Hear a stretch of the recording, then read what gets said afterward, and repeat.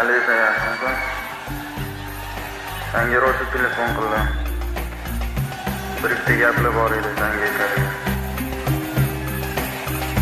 Lekin topolmadim seni.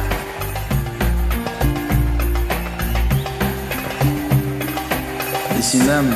Seni birinchi marta ko'rganimda har xil narsalarni so'ragandek bo'ldim. Senga tikilib qarab turardim. O'shanda ey Xudo, shu qiz ketib qolmasin deb so'raganman Xudodan.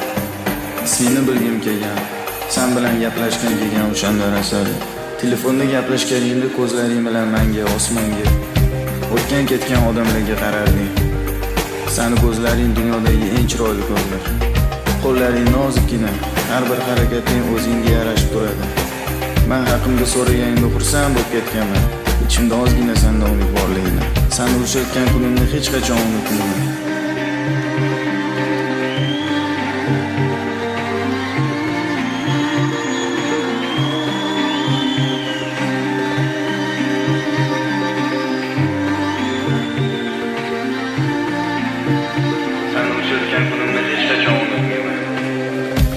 Seni o'ylab tong otadi, kun botadi.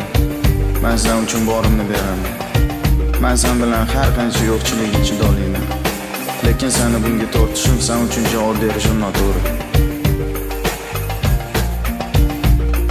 Seni o'chirgan kunimni hech qachon unutmayman.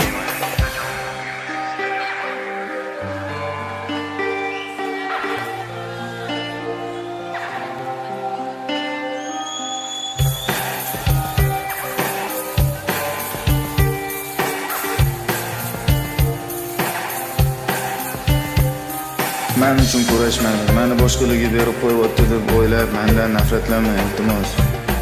Men seni o'ylayman faqat. Chunki sen dunyoda eng baxtli inson bo'lishing kerak. Seni xafa qilgan bo'lsam, meni kechir. Meni rostakam yaxshi ko'rsang, menga yordam ber. Baxtli yasha. O'shanda men seni ko'rib yashashga intilaman. To'yim bo'lyapti, shoh deganingda xotirjamligingni ko'rib xursand bo'ldim. Chunki tushundim, ota-onangga yo'q desang, seni yomon qiynashardi. Buni mendan yaxshi bilasan. Hamma ota-onaga farzandini baxti kerak. Ular seni o'ylab baquvvatroq joyga berishyapti. Ular uchun sevgi o'z yo'liga. Hayot bo'lsa o'zing bilasan qanaqaligini. Sen hech narsaga muhtoj bo'lmasdan yashashing kerak. Men oyoqqa turgunimcha hali bor. Men seni hech qachon unutmayman. Yuragimda, ko'z oldimda bo'lasan har doim. Sen shuni bilib qo'y.